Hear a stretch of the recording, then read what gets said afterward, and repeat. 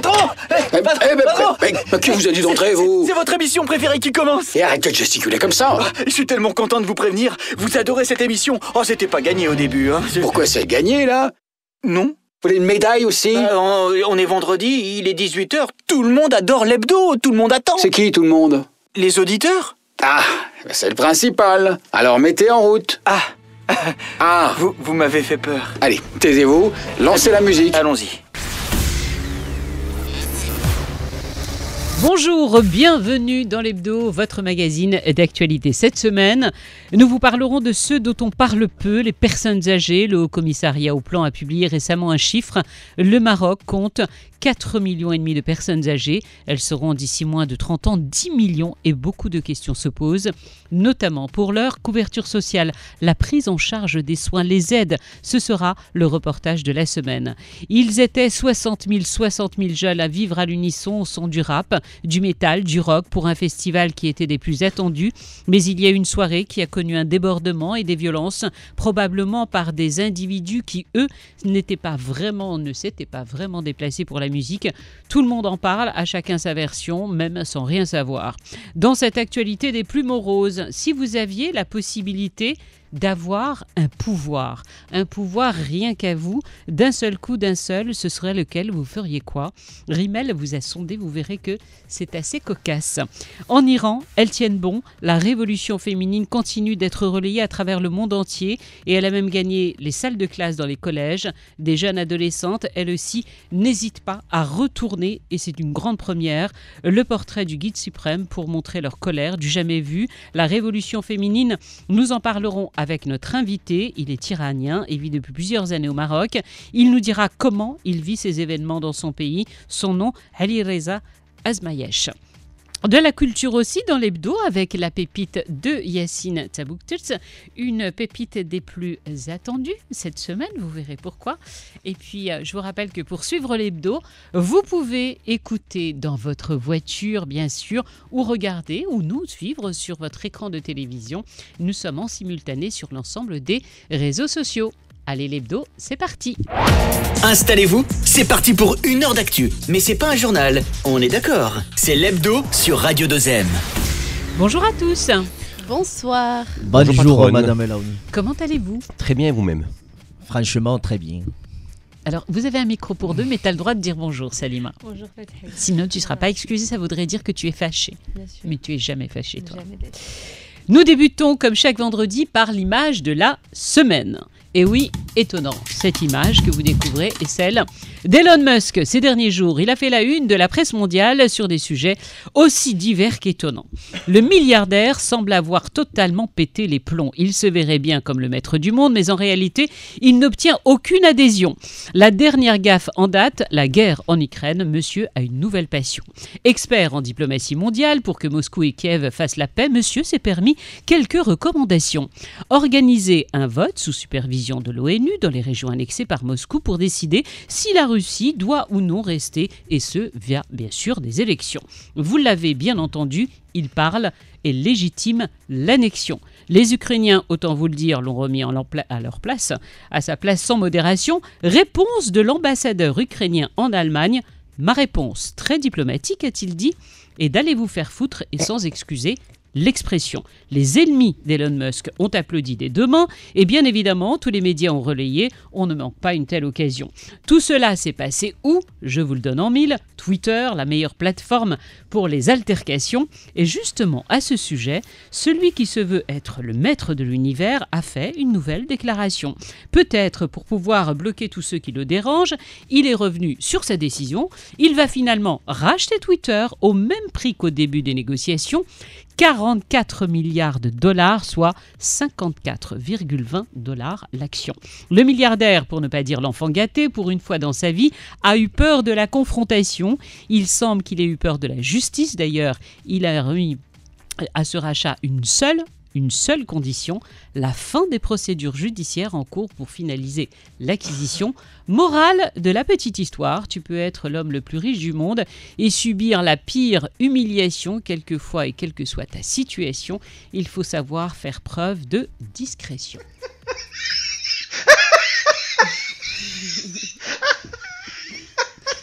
vous avez suivi. Oui. Vous avez suivi. Bien, tu t'es bien tout mangé. ça. C'était pas vraiment une vengeance, mais tu te dis quand même que le mec, d'un seul coup, c'est moi qui ai la solution pour une guerre. Voilà. Et il dit, voilà, il suffit en fait de faire des élections. Ils ont annexé, on va voter s'ils peuvent rester ou pas. Mais ça montre à quel point c'est vraiment le maître du monde. C'est-à-dire que tout le monde peut s'exprimer, mais quand on a des réponses officielles de la part, par exemple, de l'ambassadeur, c'est que vraiment le mot et la parole de Elon Musk pèsent dans le monde. C'est quelqu'un qui, au début de la guerre, avait décidé, parce qu'il a des satellites qui virevoltent un peu autour de la planète, et il avait décidé en fait de lâcher Internet grâce à ces... je ne sais pas comment il s'appelle ce dispositif-là d'Internet. Et voilà. Pour Elon qu'ils Musk... aient Internet, tout simplement. Donc, tu trouves que c'est intelligent de la part, et donc il est entendu, il a été plus qu'humilié. L'humiliation pire que celle-là, il n'y a pas, quoi. Je trouve pas que ce soit une il a- humiliation. Quand même. Attends, il légitime. Alors, il dit... Il a été fessé pour sa mégalomanie, plus que ça. Mais là, je veux dire, il est par terre, quoi, quand même. Mais, Tu as bien compris ce qui s'est passé. J'ai pas l'impression, en fait. bien sûr que j'ai la... Enfin, c'est pas non plus... Donc, un pays a hein annexé, Ouais. a décidé que, voilà... je suis pas en train de légitimer. Attention, je suis pas en train de légitimer mais lui, la ce parole de Elon Musk. Je suis juste en train de dire c'est que... ce qu'il a fait. Ouais. Donc il a été, tout le monde a rigolé bien fort jusqu'à cette expression. Excusez-moi de l'avoir reprise, mais quand même parce qu'elle est tellement énorme. Et Surtout il le venant dit de l'ambassadeur avec le droit de réserve qui le Exactement. caractérise. Le droit de réserve, et il le dit avec beaucoup de diplomatie. Je vous le dis tout net, et je vais pas la répéter. Mais c'est quand Allez même donc, plus Bon, malgré tout ça, je humiliant, dis plus humiliant God que ça. save Elon Musk, parce Mais que non. grâce à Elon Musk, on rigole énormément sur les internets. C'est un mec extraordinaire. Et Par puis- ailleurs, il a lancé cette semaine, je sais pas si vous avez vu, Oui, le robot. l'humanoïde, et il dit en fait que d'ici 5 ans, peut-être qu'on pourra faire l'acquisition d'un robot à moins de 20 000 $ et qui pourra faire plein D'accord, de mais tâches. alors dans la vie. les Chinois ont répondu, là Ouais. aussi, c'est l'humiliation suprême, c'est vrai que sinon ça aurait été un petit peu plus long, en disant non, il sera à 1 000 $. 1000 Monsieur $. Elon Musk. Ok. Donc tu vois. On passe à une autre rubrique, madame. C'est vrai, Allez, par rapport, justement. par Elon rapport au Musk et rachat, Cynthia Bouxier, c'est le même combat aujourd'hui.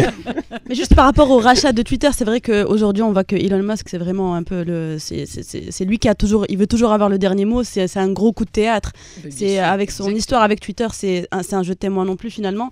Et finalement il décide de faire marche arrière tout simplement parce que il sait que son procès c'est dans 2 semaines et voilà c'est juste pour ça en fait. Nouvelle humiliation. Allez, sans transition, c'est le moment de faire entrer notre invité. Nous allons parler de l'actualité iranienne. Je vous prie de bien vouloir accueillir Alireza Azmayesh. L'invité. J'espère que j'ai pas écorché votre nom. C'est bien Azmayesh. Oui, Azmayesh. Eh ben voilà. Comment ça va? Ça va, très Bien. bien, merci. Merci d'avoir répondu à notre invitation. Alors, les Marocains vous connaissent bien, puisque vous avez été finaliste de MasterChef. Aujourd'hui, malheureusement, on ne va pas parler de cuisine, quoique Non. on va vous titiller quand même à la fin que vous nous donniez Bien quelques sûr. petits conseils. On est ravis de vous recevoir parce que nous suivons dans l'hebdo et puis dans toutes les éditions sur Radio 2M, comme la plus grande majorité des médias, ce qui se passe actuellement en Iran. Vous suivez, vous avez fait de nombreux posts à ce sujet. Juste avant, vous n'avez jamais eu envie de retourner, vous, en Iran? C'est un rêve d'enfance, mais malheureusement, je ne peux pas pour des raisons politiques. J'ai mes tantes qui peuvent retourner sans problème, mais étant le dernier mâle vivant de la famille Azmayesh, je peux juste pas, ils peuvent me faire disparaître comme ils ont fait disparaître des dizaines et des centaines d'étudiants là, ces dernières semaines, justement. Alors, vous vivez les événements qui se déroulent en ce moment dans votre pays. Depuis quelques jours, on voit quelque chose d'assez inédit. On a vu toutes ces femmes qui manifestaient, les hommes qui étaient à leur côté, et là, de toutes jeunes filles, des adolescentes qui, elles aussi, arrachent leur voile dans les salles de classe. Exactement. Aujourd'hui, cette révolution qu'on voit justement quotidiennement depuis 3 semaines maintenant, c'est une révolution justement complètement inédite. Habituellement, c'était les jeunes hommes qui sortaient dans la rue, qui provoquaient la police, etc., pour essayer de faire changer les choses. Aujourd'hui, c'est les femmes qui ont pris le pouvoir, qui ont décidé que ça suffit la patriarchie qu'il y a en Iran, ça suffit le système où seul le clergé s'enrichit et les gens proches du clergé. En fait, c'est l'exemple parfait d'une dictature, en fait. Ils ont imposé leur idéologie sans discuter avec personne. Ils ont fait reculer un pays de plus de 70 ans en arrière. Et aujourd'hui, les gens en ont marre. Les jeunes en ont marre. Vous parliez des collégiennes, des lycées, mais depuis hier, on voit aussi des vidéos de gens dans le primaire, des jeunes filles dans le primaire, donc des plus jeunes âges, donc 5, 6, 7 ans. Et elles ont déjà la conscience que c'est à elles de se battre pour leur futur parce que personne ne va le faire. Et on voit aussi que les hommes sont aux côtés d'elles. Et ça, ça fait que toute la population iranienne en fait sort dans la rue. Oui, et en plus de ça, plus de 80% de la population iranienne c'est de la jeunesse, quoi. Exactement, des jeunes. C'est ça. C'est l'Iran, c'est un pays où il y a énormément de jeunes. Les vieux, on va dire, sont de moins en moins présents. Il y a la génération actuelle qui veut vraiment changer les choses, et ils savent que aujourd'hui, voilà, il y a malheureusement en Iran. J'ai pas envie de promouvoir la violence ni rien, mais le seul moyen qu'ils ont de se faire entendre, c'est de sortir dans la rue. Et On a quand même l'impression aussi dans les images qu'on a vues qu'il y a de fortes poches de résistance, même parmi la population. On a quand même l'impression que cette envie de changement, encore une fois, selon les images qu'on a pu voir, hein, on n'est pas sur place, on a quand même l'impression que cette volonté de changement et ces cris du cœur de ces jeunes n'est pas forcément suivi par aussi une autre large mouvement de population qui résiste aussi et qui satisfait un peu de cette révolution islamique qui a eu lieu en 79, parce que le point d'inflexion, ça a été cette révolution islamique 79 qui a installé donc une société plus religieuse, on va dire. Donc on a quand même l'impression que le pays est un peu divisé en deux, hein, entre les modernistes, entre la volonté de changement, mais aussi ceux qui veulent que les choses restent en l'état.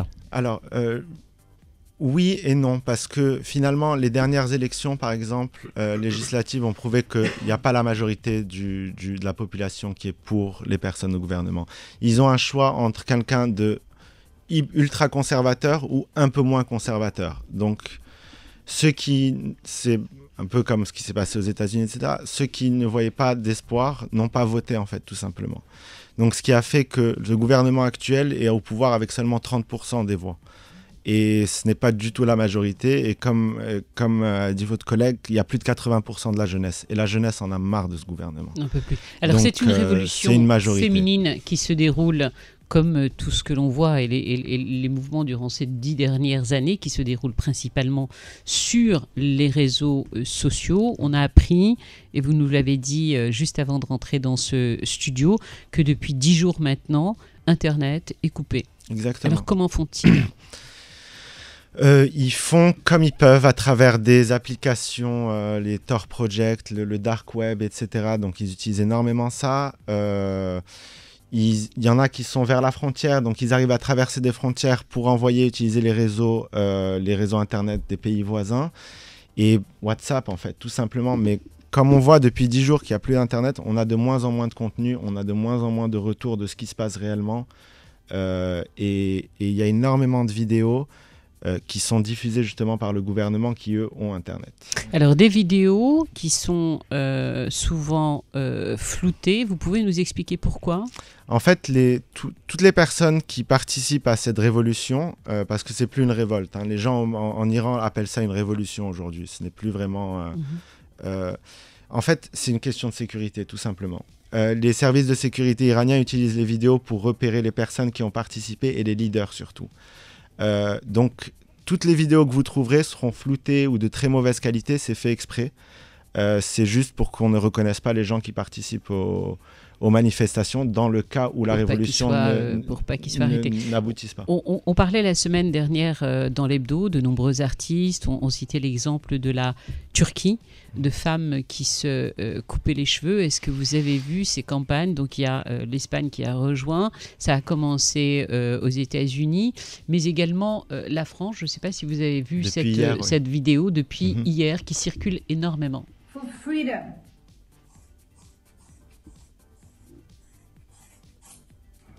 Voilà. از گلوی تو تا صدای ما بلا چاو بلا چاو بلا چاو چاو چاو میپریم از خواب یه شب مهتاب یکی میگه آی آدم ها یا Voilà, sur ces images, si vous nous suivez à la radio, vous ne les voyez pas, mais allez sur nos réseaux sociaux, vous les verrez. Des célébrités, de vraies célébrités. Là, on ne parle pas de jeunes femmes. Binoche, Adjani, Marion Cotillard. Marion Je parle des 4-5 premières qu'on a vues sur l'image. Et d'autres, Isabelle Angèle. Huppert. Ouais, Ça vous fait chaud au cœur, à vous? Ça me fait chaud au cœur, oui. C'est la première fois qu'on voit ça aussi. C'est la première fois qu'on voit ça, c'est la première fois qu'on voit les gens vraiment réagir pour l'Iran en fait. Les gens ont une image de l'Iran complètement erronée de ce qui est le vrai Iran. Moi je connais pas l'Iran, je n'ai jamais été sur place. Tout ce que je connais de l'Iran, c'est ce que ma grand-mère, mes parents m'ont dit. Votre famille. Exactement. Et enfin, pour moi cette révolution c'est le seul espoir pour moi d'un jour retourner voir le pays de mon père. Donc, Ali Reza, tout à l'heure, tu avais dit que la révolution islamique de 70, on parle quand même d'un système politique en fait qui est là depuis presque de 50 ans. Comment ça se fait que le peuple iranien ait pu attendre autant de temps pour faire cette révolution? C'est-à-dire cette oppression, elle date pas d'hier. Le peuple iranien, vous savez, en 79, il y a eu énormément de manifestations. C'était un gouvernement qui a été... Voilà, c'était une période très difficile en 79. Le pays était coupé en deux, entre les personnes qui voulaient un gouvernement beaucoup plus islamique et ceux qui étaient partisans du Shah et qui voulaient la modernité de l'Iran. Donc, il y a eu aussi l'armée qui n'a pas pris parti, justement. Donc, c'était en pleine révolution, etc. Donc, c'était une période assez compliquée. Les gens ne savaient pas trop non plus où ça allait. Ils voulaient du changement. Ils voulaient un retour un peu plus à l'islam, en tout cas une partie de la population. Et voilà, il y a eu des ingérences étrangères également aussi, parce que le Shah voulait nationaliser le pétrole. Donc, Khomeini a été poussé aussi par certains pays étrangers. C'est arrivé avec Mossadegh aussi en 1953. Enfin, je veux dire, l'Iran a été tout le temps victime d'ingérences étrangères, disons, par rapport à son pétrole. Donc voilà, aujourd'hui, on est à une période voilà, on est en 2022. Les gens n'ont plus peur de parler, justement. Et Internet aussi. Et Internet permet de relayer ça, c'est ça. En 79, on a des photos. C'est très fort ce que vous venez de dire, cette phrase que vous venez de prononcer. Cette révolution est la seule possibilité pour moi d'aller découvrir un jour le pays de mon père. Exactement. Et d'ailleurs, excuse-moi, tout à l'heure... Tu peux terminer? Oui, bien sûr. Juste, continue. Depuis que je suis enfant, j'ai voulu aller voir donc le pays de mon père. Mon père est venu ici en 86, après avoir épousé ma mère. Il a essayé de repartir en Iran en 2001. Mais ils lui ont pris le passeport. C'est le PJD marocain qui a pu sortir mon père de là-bas par des interventions. Il y a eu des médiations diverses. Et les Suisses n'ont rien pu faire, pour vous dire. Quand on parle de la Suisse, on se dit on est protégé en tant que Suisse, etc. Eh bien, pas forcément. Et Parce qu'il faut rappeler que vous êtes citoyen suisse aussi. Oui, exactement. Moi, je suis... justement, j'ai été immigré toute ma vie. Donc, je suis né suisse. Au Maroc, j'ai eu la nationalité marocaine qu'à 16 ans, donc avec la Moudawana, parce que ma mère est marocaine. Donc, j'étais enfant au Maroc, j'étais suisse, étranger, avec un prénom... que les Marocains n'ont jamais entendu avant. On m'appelle Ali Reda encore. Voilà. Exactement. Ma grand-mère encore, voilà, c'est ma grand-mère. Elle m'appelle Ali Reda parce que voilà, le Reza ne veut pas rentrer au Maroc, c'est compliqué. Et oui, si j'ai envie d'aller en Iran un jour, vu mon nom de famille, à moins de changer de nom de famille, je peux juste pas mettre les pieds là-bas. Pour le moment, en tout avec cas. le gouvernement actuel. Vous parliez d'ingérence. Vous parliez d'ingérence. Est-ce que vous en voulez aujourd'hui un peu à la communauté internationale ou pas? Quel est le regard que vous portez là-dessus? Écoutez, c'est aujourd'hui justement ce qu'on... Après, c'est mon avis personnel. Je pense que c'est l'avis de beaucoup d'Iraniens. On ne veut pas d'intervention internationale. On ne veut pas qu'un pays étranger vienne destituer le gouvernement. On veut que ça se fasse de manière démocratique et complètement, transparente, etc. Il y a eu des élections pour ça. Pourtant, si vous avez de grandes abstentions, ça risque pas de se faire. De grandes abstentions, mais il n'y a pas d'opposition. Donc, ça sert à rien. L'opposition est emprisonnée, les artistes sont emprisonnés, tout le monde est emprisonné ou doit fuir le pays parce que, par peur d'être assassiné, tout simplement. Ils ont pendu des gens encore la semaine dernière, ils ont exécuté... Je veux dire, ils tuent des gens plus de 90 morts légalement en quelques... Enfin, je veux dire... En plus de ça, le guide suprême, quand il s'est rendu à New York pour l'Assemblée générale des Nations Unies, il a refusé une interview à une journaliste américaine parce qu'elle ne portait pas, parce qu'elle a refusé de porter le voile. Donc pour lui, il y a cette base, il y a cette volonté de vouloir conserver sa base. Et son discours d'hier qui légitime les forces de sécurité à utiliser la force et tout moyen nécessaire pour ramener. Donc pour lui, le voile, il veut vraiment transmettre ce message. Pour lui, le voile, ça reste l'un des ciments idéologiques de l'Iran. Exactement. Ouais. On va enchaîner, vous restez avec nous, on va continuer d'en parler bien sûr, vous parlez de vos grands-parents, on va parler justement des personnes âgées. C'est le reportage de la semaine. Le reportage de l'hebdo. Nos grands-pères, nos grands-mères, un chiffre a été publié, Salima, cette semaine par le Haut Commissariat au Plan. Et oui, exactement, le Maroc compte de plus en plus de vieux. Amine, ne me tue pas, je sais que c'est horrible de dire vieux. En 50 ans, l'effectif des personnes âgées est passé d'1 million à 4,5 millions, d'autant plus que ce chiffre est appelé à augmenter. Et regardez, je me suis amusée hier soir à faire, tu noteras le travail. Bravo.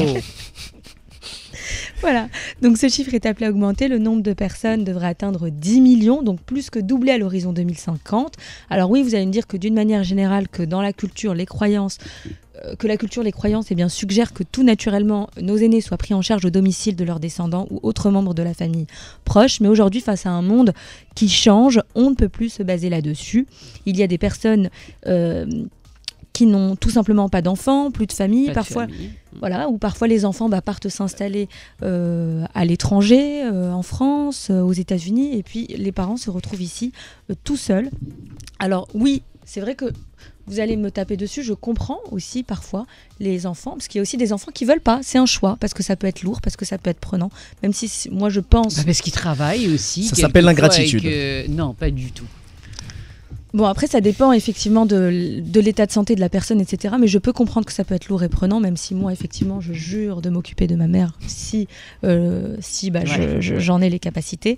Et si elle n'est pas trop malade. Voilà, exactement. Même si beaucoup ne veulent pas entendre parler de maison de retraite, de toute façon, ici, il n'y en a pas. Écoutez, Radia, elle a 68 ans, elle assure que sa fille va s'occuper d'elle le jour où elle ne sera plus autonome, mais elle pense aux autres, écoutez. Pour ceux qui n'ont pas cette chance, il est urgent de trouver des solutions parce que le monde change.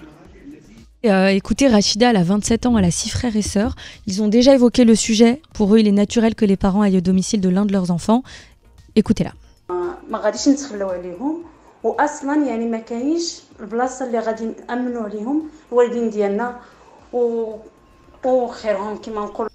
Voilà, donc pour Rachida, avec qui j'ai discuté, ça va bien au-delà des coutumes et des croyances, c'est tout simplement qu'il n'existe pas d'endroit adéquat, approprié. Écoutez, cette vieille dame, elle a exactement 77 ans, elle a la chance d'être en pleine forme, elle vit seule avec une toute petite retraite, et encore, elle a la chance d'en avoir une, parce que 90% des femmes n'en ont pas, puisqu'elles ne travaillaient pas avant et donc n'ont jamais cotisé. Elle ne sait pas vraiment où elle ira le jour où elle perdra la santé, peut-être chez son frère, sans grande conviction. ومشاو ولادهم للخارج يقراو لهاد الوالدين الكبار يديروا لهم شي حل الدولة ديالنا ان شاء الله. Alors voilà, Fethia, je vais survoler un autre point parce qu'on n'a pas le temps, mais c'est important de le souligner, les chiffres cachent de grosses inégalités entre hommes et femmes. Les femmes ont plus de chances de finir seules, sans ressources, sans famille, car avant, on le sait, donc les femmes, je l'ai dit à quelques secondes, ne travaillaient pas, mais leur espérance de vie est beaucoup plus grande, donc elles ont plus de chances de terminer veuves. Il y a un instant, on évoquait le chiffre de 10 millions à l'horizon de 2050, cela veut dire que dans moins de 30 ans, et dans moins de 30 ans, c'est demain, 2050, c'est demain. Le poids démographique des personnes âgées serait alors de 23,2%. Rendez-vous compte qu'une personne sur 4 sera considérée comme âgée, contre seulement 1 sur 10 aujourd'hui. Et 2050, en fait, on sait qu'il y a des centres qui voient le jour. Voilà ce que j'allais te demander. Quelles sont aujourd'hui les infrastructures qui existent pour les personnes âgées qui n'ont pas de famille, qui ne peuvent pas s'occuper d'elles et qui se retrouvent dans des situations de santé où elles ne peuvent plus s'occuper toutes seules, quoi. Alors le problème chez nous, le problème chez nous, c'est qu'il n'y a pas de centre qui accueillerait uniquement des personnes âgées parce qu'elles sont simplement âgées, soit parce que c'est des personnes marginalisées, soit victimes de violences, soit parce qu'elles ont des problèmes psychologiques, d'ordre psychologique. Il n'y a pas de maison de retraite destinée à améliorer le troisième âge, tout simplement. La Fondation Mohamed V a lancé en 2008, parce qu'on ne va pas cracher dans la soupe, la construction de 6 centres régionaux, mais c'est évidemment loin d'être... C'est rien du tout à côté de l'ampleur. 6 centres régionaux. 6 centres régionaux et on parle de pratiquement 10 millions de personnes à venir, 4,5 millions actuellement. 6 centres régionaux. Mais il y a, et dans le milieu associatif, est-ce qu'il existe quelque chose? Pas trop. Il existe des petits centres. Mais des tout petits il y a centres. Également des centres privés, mais hyper coûteux.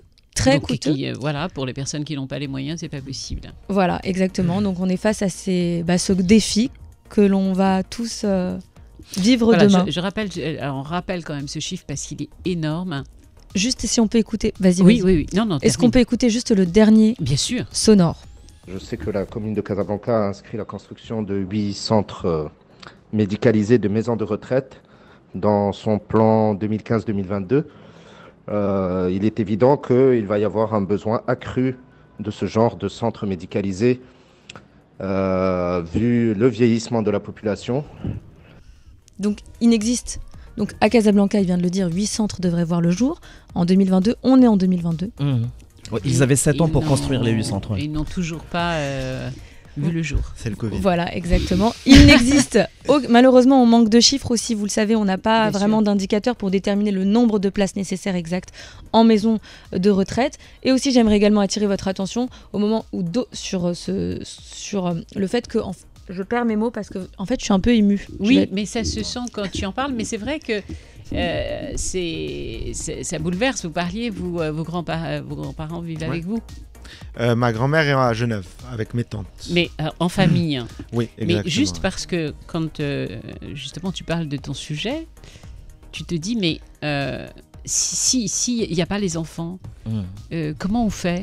Mais il n'y a personne. Il n'y a personne. Mais il n'y a pas de centre et personne ne me prendra en charge. Et si je suis malade, c'est encore plus dramatique. Exactement. Au moment où d'autres pays font plein de choses pour améliorer le troisième âge, proposent des tonnes d'activités, des cours d'internet, de yoga, de machin, nous, on ne sait même pas où est-ce qu'on va accueillir. Surtout qu'on a cette relation avec les aînés, où vraiment on peut tout reprocher à la société marocaine, mais il y a ce côté-là où les Marocains restent quand même un peuple où on prend soin quand même de nos vieux, comparé à d'autres territoires. Mais justement, c'est ce qui nous coûte cher aujourd'hui, c'est ces croyances-là. Mais est-ce que vous ne trouvez pas que c'est finalement tabou d'en parler? Tu as réagi en disant... ils sont, qu'est-ce que tu as dit, ceux qui se sentent pas le poids en fait de soigner leurs parents parce qu'ils travaillent et qu'ils ont une pour moi c'est vie des ingrats. Voilà. Non, mais parfois tu peux pas. Non. Et pour ceux qui ne peuvent pas. Il y a des responsabilités. Donc est-ce que Madame Laouni, je tiens. Est-ce que justement ce sujet n'est pas est-ce que ce sujet n'est pas tabou finalement, puisque personne ne peut dire ça va être difficile pour moi de prendre en charge mes parents parce que je travaille, et si je ne travaille pas, j'ai personne pour les garder à la maison, et si je ne travaille pas, il n'y a personne. Voilà. Comment je fais? Alors, on va essayer juste d'inverser ce discours. Imagine que si c'est un parent qui dit ça à l'encontre d'un enfant. Enfin, c'est la même réflexion. Non, je fais un enfant. Ça ne peut pas être la même réflexion pour la simple et bonne raison que ton enfant, il va à l'école et tu vas aménager tes horaires. Une personne âgée, c'est un nouveau-né, c'est à temps plein. Un nouveau-né, tout à fait. Et il faudrait un congé maternité ou de paternité qui soit de plusieurs années. Tu connais pas le film Benjamin Button? Et parfaitement bien expliqué. Arrêtez de m'enchaîner, messieurs, laissez-moi vous dire. Non, je veux dire. Moi, je comprends, Yacine. Quand on veut s'organiser, ce mec, pour faire un truc, on va pas commencer à trouver des excuses trouvées par terre. Là, Hedi, machin, le travail, machin. Si tu travailles, parce qu'il veut dire que tu as plus ou moins un petit peu de moyens. Yacine, peut-être que ton salaire te permettra de payer une infirmière. C'est mon cœur. Exactement. C'est mon cœur. Mais ce n'est pas le cas de tous les Marocains qui gagnent environ 3000 dirhams. Aujourd'hui, avoir une infirmière à forcément une infirmière. Mais alors, une personne mais qui il faut bien que tu payes quelqu'un à ce moment-là. Si tu peux pas t'en occuper toi parce que tu travailles. Bah, je la laisse. Imaginez, je gagne 3000 dirhams. Je gagne 3000 dirhams. Yacine, 2 secondes de sérieux. Parce que c'est un sujet quand même extrêmement sérieux. Ah oui, Madame Laouni, qu'est-ce que vous me dites? C'est un sujet extrêmement sérieux. Écoute ce qu'elle te dit. Il faut avoir les moyens à ce moment-là de payer quelqu'un qui va rester avec nos anciens, avec sa grand-mère ou avec son Ne grand-père. serait-ce qu'à temps partiel. Et comment tu fais? Explique-nous comment tu fais. S'organiser, tout le monde le fait. Mais ce qu'elle dit, c'est que c'est pas facile pour tout le monde. Et quand on a un petit salaire, effectivement, de 3000 dirhams, et que ce salaire est essentiel, et qu'il faut payer en plus une personne pour rester à la maison, c'est compliqué. Moi, je pense que même si on a les moyens, qu'il y a tout ce qu'il faut pour garder ses grands-parents à la maison ou ses parents à la maison, je pense que dans notre société marocaine, je pense que c'est un peu mal vu. Voilà, donc de vouloir tabou. placer. Je Voilà. reviens au tabou. C'est mal vu. C'est culturel, tout à fait. Enfin, pour moi, c'est l'expression Radat al-Walidin, quoi, en fait. Exactement. On retourne ce que nos parents ont fait dans notre jeunesse. On nous a éduqués, ils sont occupés de nous pour la plupart jusqu'à nos 18 ans. Donc après, voilà, c'est à leur retraite. Alors il faudrait peut-être une baguette mais magique, chacun a ses parents. un super Est-ce qu'on peut donner la parole? Est-ce qu'on peut donner la parole à un vieux? Tout ce qu'il faut, désolé, trop transition, tard. c'est transition. Un super pouvoir. On va parler de super pouvoir. Jingle avec la Walkwoman. La Walkwoman. Stylé, hein? Ouais, c'est moi. Nouveau jingle, s'il te plaît. Ça me fait penser à Pretty Woman, je sais pas pourquoi. Prétentieuse. Donc, cette semaine, tu as choisi un sujet très particulier. Tu es allé faire Exactement. ton petit micro-trottoir, ton micro-baladeur, et tu leur as posé, mais quelles questions précisément? Alors, fermez les yeux et imaginez que tout est possible. Quel serait votre super pouvoir? Alors, laissez libre cours à votre imagination. Vous, autour de cette table, quel super pouvoir aimeriez-vous avoir? Vous pouvez les ouvrir. Moi, j'aimerais bien être invisible. Pour des raisons que je peux pas partager avec... Non, mais qu'on comprend parfaitement, nous. Ali Reza. Moi, la téléportation. Oui, tirer en Iran. Pour Amine aussi, la téléportation, comme ça, il sera à l'heure. Mais je peux comprendre, si vous avez un avion à prendre dans 2 heures, vous êtes en retard. C'est ça, je vous dis rien. Et toi? Pour lui aussi, c'est la téléportation. Comme ça, t'es à l'heure pour l'hebdo. La concentration. Mais- Non, Amine, ça serait la concentration. Vous êtes en forme, hein? Eh ben oui. Mais quel humour en plus. Allez, un petit extrait d'un super pouvoir. Un grand pouvoir implique de grandes responsabilités. C'est mon don. Waouh. C'est ma malédiction. Qui êtes-vous? Qui je suis? Je suis Spider-Man. Alors la question que je vous ai posée, c'est exactement celle que j'ai posée à nos Marocains, à nos Casablancais cette semaine. Vous allez voir, le micro-trottoir, il est juste délirant. Donc, on écoute. Fou rire garanti. On écoute C'est tout de parti. suite. انت يا كون عندك ان سوبر بوفوار شنو تبغي دير به؟ سوبر بولفوار نطلع القمر تما ونبلي فيلا فيها لا بيسين وداك الشيء وتيران باش يلعبوا وليدات كره مع صحابهم والكورفازور والفليبر والبيار الماكله كاينه الماكله في القمر لا كاينه الماكله في القمر ونجلس تما شي شويه سيمانه سويمينه بركه وديك الفيلا نكريها في الاخر نكريها دوك اللي كاينين في امريكا الميريكانيين اللي تما نبيع لهم الفيلا انا اير بي ان بي تما خدام مزيان اير خدام نبيع له الفيلا ديالي نبيع له يعطيني الفلوس ونهبط بحالي للارض ونعيش مع الناس بحال هكا نكون كنديبلاصا من بلاصه لبلاصه بحال انا بغيت نكون في اليو اس اي صافي نمشي لليو اس اي زعما في لاميني دغيا نقرا الافكار بغيت مثلا نكون غاده في الشارع يبان لي شي واحد نبقى نسمع الافكار ديالو ولكن نستافد منه de lire les pensées des gens mais seulement quand j'en ai envie parce que si je lis tout le temps dans les pensées des gens j'aurais mal à la tête. Savoir ce que les gens pensent sans qu'ils le disent. Ça rend les interactions sociales beaucoup plus faciles.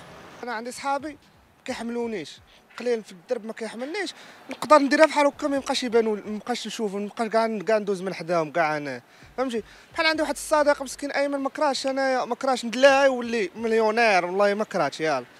C'est excellent. Bravo. Ah, la téléportation revient pas mal quand même. Ouais. Hein. Pouvoir se déplacer. Il y en a comme- deux, en fait. Et C'est la lire téléportation dans les gens. pensées des gens. Ouais. Ça, c'est les curieux, les Ah ouais, Micro, mais Salima, exactement. toujours. Ça, C'est c'est la les radio. ce sont les salimas, ça. Ça traduit peut-être un manque de confiance en soi quelque part. Ah, mais Peut-être. certainement. Pourquoi Définitivement, même. Ah oui, tu penses? Oui, je pense. Ouais. Pourquoi? Pourquoi, Yallah? Alors, répondez. Pour pouvoir s'adapter au mieux à ton interlocuteur. Tu sais pas ce qu'il pense réellement. Ouais. Voilà, si tu. Il y a le monsieur. Je peux comprendre. Excuse-moi, il y a le monsieur. Alors imagine, t'as une sorte de lampe magique, tu la frottes à un génie, il peut te faire exaucer un vœu. Le gars, il veut aller, son pouvoir c'est d'aller sur la lune, de construire une maison, de pouvoir la louer pour gagner de l'argent. Alors pourquoi tu demanderais pas de l'argent directement, mon ami? Non, puis c'est pas ça. Qu'est-ce qu'il va en faire puisqu'il va être sur la lune de cet argent? Il a une piscine, madame. Ali Reza, si vous aviez une baguette magique, Ce serait quoi votre premier souhait? Mis à part la téléportation. Oui, bien évidemment. Je vais paraître utopiste, mais je sais pas, réduire la faim dans le monde, des trucs qui peuvent être vraiment utiles, quoi, en fait, tout simplement. Je sais pas, des choses qui peuvent être... De virer les gens pouvoir en Iran aussi, ça serait bien. Ouais, oui, non, ça bien sûr, mais il n'y a pas besoin de baguette magique pour ça. Ah, si, non, il n'y a pas besoin. Moi, je pense que la liberté, c'est la clé de tout. Peut-être. Que chacun soit libre. Peut-être. C'est joliment dit, Salima. Chaud, face.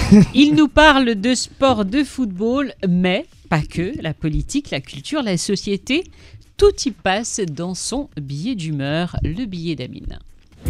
Il a dit quoi? Il en pense quoi, tu penses? J'ai pas entendu. C'est quoi le sujet? Taisez-vous! Quoi? C'est le billet de Amine. Ça claque. Hein. C'est nouveau, j'ai pas entendu, c'est la première fois que C'était la surprise du jour. Alors dans ce cas-là, laissez-moi vous parler en fait d'une belle aventure. C'est celle de deux jeunes gars perchés mais passionnés de musique, tous genres confondus en fait, qui ont décidé un beau jour qu'ils devaient absolument partager leur passion avec le plus grand nombre, mais aussi permettre à une scène nouvelle, autrefois qualifiée de marginale et de confidentielle, d'aller au-devant de son public. Vous les connaissez, ces deux fêlés du bulbe qui répondent au doux prénom de Hichem et Momo, accompagnés de rêveurs bénévoles, peut-être Yassine à un certain moment, tout aussi déjantés, allaient créer en 99 un festival musical unique en son genre au Maroc, le Boulevard des Jeunes Musiciens. Après 2 années d'absence, en fait, dû à cette horreur de Covid, ce festival gratuit ouvert à tous est reparti comme en 40 et a clôturé le week-end dernier sa 20e édition. Il a aussi failli disparaître à tout jamais au soir de ce 20 septembre 2002. La cause, un dérapage incontrôlé lors de ce vendredi noir dédié à la scène rap marocaine, au cours duquel des centaines, voire des milliers de jeunes festivaliers ont sabordé des années de travail, de militantisme, parce que c'est vraiment de ça qu'il s'agit, et d'agressions physiques, certaines à l'arme blanche que personne jusque-là n'avait vu venir. En fait, les images choquantes qu'on peut découvrir ici, prises pour la plupart en smartphone, ont fait le tour des réseaux sociaux et provoqué l'effroi et l'indignation de tous, à raison d'ailleurs. En revanche, elles ont aussi accouché, et c'est là c'est plus problématique, un peu partout de théories d'explications fumeuses par dizaines, dans lesquelles on a accusé les organisateurs d'avoir sous-estimé l'affluence que 3 têtes d'affiche du rap marocain pouvaient drainer. On a également brocardé les autorités publiques d'avoir rogné sur la sécurité des effectifs prévus à cet effet, et même accusé certains artistes d'avoir allumé le feu quelques jours auparavant, par des déclarations incendiaires dans leurs réseaux sociaux. Et même la gratuité aussi de l'événement pour un public en majorité constitué de jeunes issus de quartiers sensibles et passablement versés dans la délinquance a été stigmatisée. En fait, la raison et débordement ne se trouvent peut-être dans aucune des théories précitées. Au contraire, elle est la conséquence de l'ensemble d'entre elles. Tout ça pour dire quoi? En fait, tout ça pour dire que personne ne sait finalement rien des raisons véritables qui ont catalysé ce vendredi noir, qu'on spécule depuis plus de 10 ans, sans apporter d'explication rationnelle à ce phénomène récurrent de violence dans les festivals, les stades de foot, de basket et même dans les quartiers même où ils trouvent leurs origines. Depuis plus de 10 ans, on s'est borné à prendre le chemin le plus court et donc le plus facile. Violence dans les stades, on ferme les stades pour une durée indéterminée. Débordement dans un festival, on annule l'édition et on pend les organisateurs. En fait, on ne se penche pas vraiment sur le problème, on le déplace dans un autre théâtre des cauchemars. Ce qui est sûr pourtant, car les chiffres ne mentent pas, c'est que nous avons une société malade de ces jeunes dont une grande partie, 25% ou 1,5 million des 15-24 ans selon le HCP, n'a ni formation, ni occupation, moins encore une activité génératrice de revenus. Pas de présent, peu de perspectives, pas d'avenir. De fait, si cette jeunesse a donc un besoin avéré, c'est définitivement celui de loisirs et de culture. Et si on n'est pas convaincu que la gratuité soit une solution, et encore le débat est large et ouvert, ce qui est en revanche indubitable, c'est la nécessité de pérenniser, même de multiplier des initiatives comme le Boulevard des Jeunes Musiciens, qui a failli disparaître à tout jamais un soir de septembre 2022, et ça, c'est tout aussi inacceptable.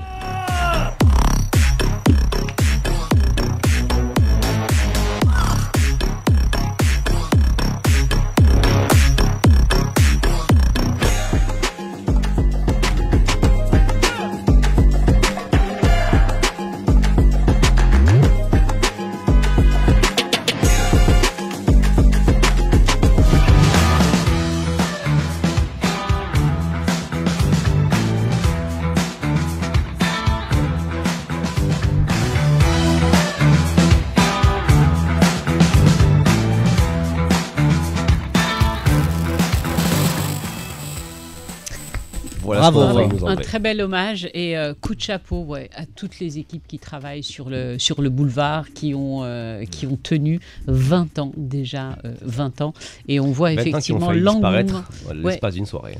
Et l'engouement qu'il suscite. Pardon ? C'est ce que je dis, je pense que la faute à qui? C'est la faute un peu à tout le monde, il n'y a personne. C'est la faute à Ça Arrive. C'est la faute à ce que je dis, c'est une jeunesse aussi marginalisée, c'est une jeunesse 15, certains disent aujourd'hui aussi 25%. la faute à la soif de la culture de notre jeunesse, comme dit à très juste titre, et je te rejoins, et c'est bien de le soulever, de dire à quel point nos jeunes ont besoin de ça.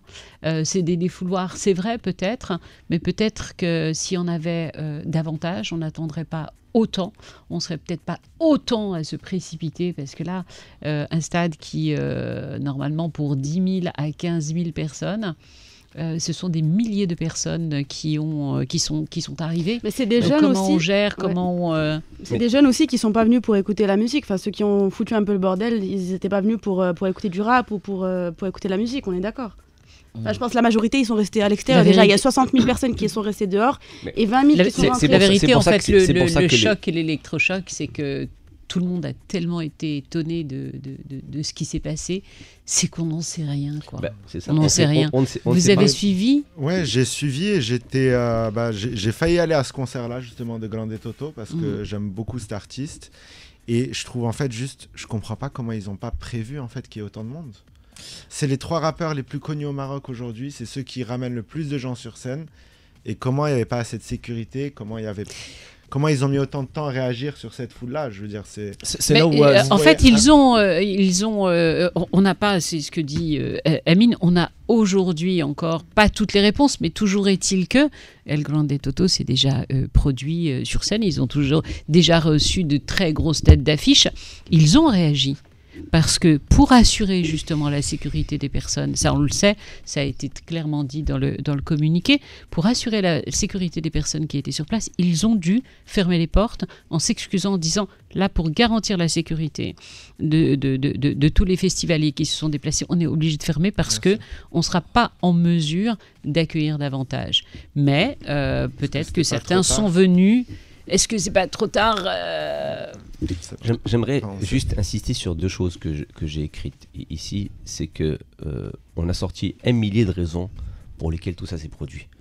Je pense que ces raisons-là, prises une à une, ne tiennent pas seules. Mais peut-être que c'est l'ensemble de toutes ces raisons mises bout à bout qui peuvent expliquer le drame. Par contre, pour moi, encore une fois, le drame est la raison de ce qui s'est passé est bien plus grand que le simple tenue d'un concert gratuit. On a un problème avec une jeunesse aujourd'hui, qu'on le veuille ou pas. Les chiffres sont éloquents. On ne peut pas avoir plus d'1,5 million de 15-24 ans qui ne font rien de leur journée. C'est-à-dire qu'à un certain moment, qui est concert ou qui n'est pas concert, ça va arriver. Ça va arriver dans un stade de foot. Ça va arriver. Et ça arrive depuis 10 ans. Il y a eu des drames avec des morts, là, Dieu merci. On n'a pas recensé de morts, du moins pas officiellement, sur cette soirée du 30 septembre. Par contre, il y a eu des matchs de foot où il y a eu des morts. Et c'est exactement la même typologie de population qu'on retrouve dans ces stades de foot que celle qu'on a retrouvée au boulevard. Et qu'est-ce qu'on fait depuis 10 ans ? Pas grand-chose. C'est-à-dire que le max des choses qu'on fait, c'est qu'on va relever l'information, on va stigmatiser ce qu'il faut stigmatiser et on va dire « Ah, on arrête les matchs de foot avec du public ». Amine, est-ce qu'on sait si les organisateurs vont revoir, entre guillemets, la programmation de sorte que une soirée ne soit pas dédiée qu'au rap et divisée. C'est pas une problématique, c'est pas une problématique. Oui, mais là on a drainé. Non, c'est rien. Mawazine, il y a 280 personnes. Mawazine, c'est ouvert. Mawazine, c'est ouvert. C'est un espace totalement. Parce que quand on parle de gratuité, par exemple, peut-être que la gratuité est un problème. C'est aujourd'hui on consomme. Il faut savoir une chose, c'est que on dit ces jeunes n'ont pas accès à de la culture gratuite. C'est à moitié vrai ou donc à moitié faux. Depuis 20 ans, je pense, quand on aime la musique, on a dû voir les plus grandes têtes d'affiche mondiales au Maroc gratuitement.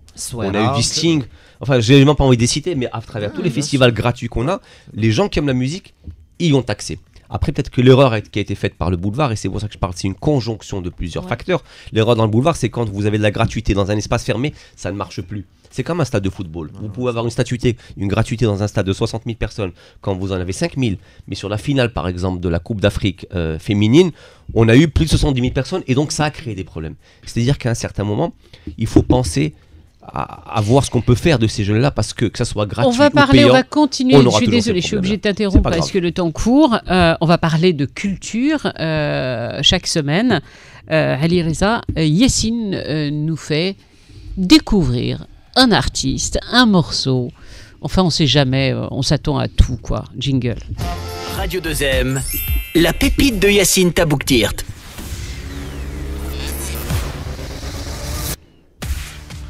Madame Laouni, comme vous le savez, je me suis toujours défini comme quelqu'un de prédestiné à rien du tout. Cette phrase, ou plutôt punchline, issue de la chanson Garcimore du grand poète mésopotamien du 19e siècle, Before Jesus Christ, B2OBA, plus connu sous le pseudonyme de Booba, représente à la perfection l'état d'âme d'un jeune Marocain au parcours scolaire chaotique et aux interactions sociales décousues. Mais alors Yacine, si c'est comme ça, comment t'as pu devenir un des journalistes les plus talentueux de ta génération? Comment t'as pu traverser Mais comment t'as pu traverser ce chaos fait d'embûches et de galères pour que Fthia puisse te comparer à Pierre Lescure? Ben écoutez, c'est simple, le talent. Non, je rigole. Dans nos vies, nous rencontrons des hommes et des femmes qui nous tendent la main. Des fois, on la mord, des fois, on la saisit. Et dans mon cas, j'ai pu rencontrer à Paris un réfugié politique iranien qui m'a permis de faire mes premiers pas dans le milieu de la musique, mais surtout de m'initier à la culture de la diversité grâce à un label de musique qui produisait une ribambelle d'artistes exceptionnels, dont notamment Ravi Shankar.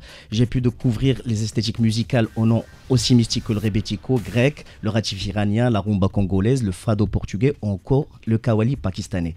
Cet homme m'a surtout fait découvrir la culture et la pensée mystique persane qui continue de vivre grâce à un des peuples les plus raffinés et les plus courageux jamais rencontrés, les Iraniens. Et malgré tout ce qui se passe en ce moment, je suis persuadé que ces femmes et ces hommes feront jaillir la lumière dans ce territoire qu'on a fait baigner dans l'obscurité. Et comme l'aube n'apparaît jamais sans le chant des oiseaux, laissons gazouiller la pépite d'aujourd'hui en découvrant les sœurs Nouran. Ce duo de chants soufis indiens a dernièrement fait le buzz sur les réseaux sociaux. Elles transcendent le public à chacune de leurs performances et le monde magique des internets ne jure que par leur aura mystique au point que l'engouement autour de leur fameuse chanson Pataka Goudi a fait en sorte que des remixes aussi impressionnants les uns que les autres ont pu voir le jour. Blemen Ktiel Alaikum, je vous laisse avec le remix drill de Pataka Goudi. ਮਿੱਠੇ ਪਾਨ ਦੀ ਗਲੋਰੀ ਲੱਗਾ ਸੂਟ ਦਾ ਲਹਾਰੀ ਹੱਟੇ ਮਾਰਤੀ ਫਿਲੋਰੀ ਜੁਗਨੀ ਮੇਲ ਮੇਲ ਕੇ ਖੂੰਦ ਫੰਦ ਕੇ ਚੱਕ ਚਕੋਡੇ ਜਾਵੇ ਭੋਲਾ ਤੇਰਾ ਮਾਲੀ ਓ ਹਰਿਆਲੀ ਜੰਗਲ ਵਾਲੀ ਤੂੰ ਦੇ ਹਰ ਗਾਲੀ ਪੈਤਾਲੀ ਉਸकी कदम कदम रखवाली मैं लोग लट की सोच सोच के यूं है अब डाली तू नाम रब का नाम साईं अली अली अली भोला तेरा माली ओ हरियाली जंगल वाली तू दे हर गाली पैताली उसकी कदम कदम रखवाली लट की सोच सोच के यूं है अब डाली तू नाम रब का नाम साईं अली अली अली रब का नाम साईं का रब का नाम साईं का रब का नाम साईं का On finira avec ce morceau.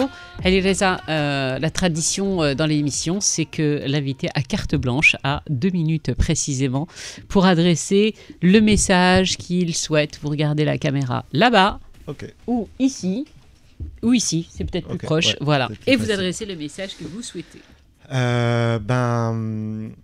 Mon message, c'est vraiment un soutien conditionnel pour tous les gens en Iran et je demande vraiment aux gens le plus possible vraiment de partager ce que vous avez sur les réseaux. C'est le seul moyen de savoir ce qui se passe en Iran.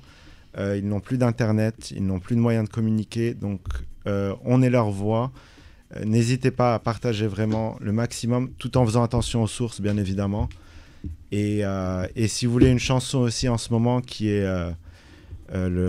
l'hymne de la révolution, c'est Baraye par un artiste iranien qui a repris en fait tous les tweets et qui a été emprisonné et qui a été relâché apparemment depuis hier. Mais bon, sous la contrainte évidemment, il a supprimé sa vidéo et il dit que le but c'était pas de la révolution, mais bon. Donc je vous invite à regarder on l'a peut-être un petit peu obligé à dire, à dire ça. Tweet, c'est une chanson qui reprend en fait tous les messages qui ont été et qui est très très belle et qui est très émotionnelle pour les Iraniens en tout cas. On termine par une note positive. Vous continuez à cuisiner, vous faites partie d'une association que vous allez rejoindre d'ailleurs. Je vais justement maintenant. Alors, je suis secrétaire général de l'association des Escoffiers, les disciples d'Escoffier, qui est une association internationale regroupant donc des chefs, près de 3800 chefs dans le monde entier. Et là, on se retrouve tous à Nice. On a 2 jeunes candidats marocains, 2 jeunes talents qui vont participer au concours des jeunes talents Escoffier. Donc, compte 8 autres pays. Et donc, on va pour les soutenir justement là avec le bureau de l'association et voilà. Et on a un événement en décembre à Marrakech. Vous nous donnerez le nom du gagnant en espérant et on croise les doigts que ce soit un jeune Marocain. Merci encore à d'avoir vous. été avec nous. Merci aussi d'avoir partagé avec nous toutes ces informations et nous avoir parlé un petit peu de vous, de votre parcours et de votre famille et du message que vous avez adressé. Merci à vous de parler de ce sujet surtout. Merci à vous également de nous avoir suivis. On regarde par là-bas. Un énorme merci à notre réalisateur Hamza. Un énorme merci également à notre chef de prod Oumaima et celui que vous ne voyez jamais et grâce à qui chaque semaine vous découvrez toutes les images. C'est Mohamed Smahil. Merci à vous tous. On se retrouve vendredi prochain. Ciao, ciao. Ciao.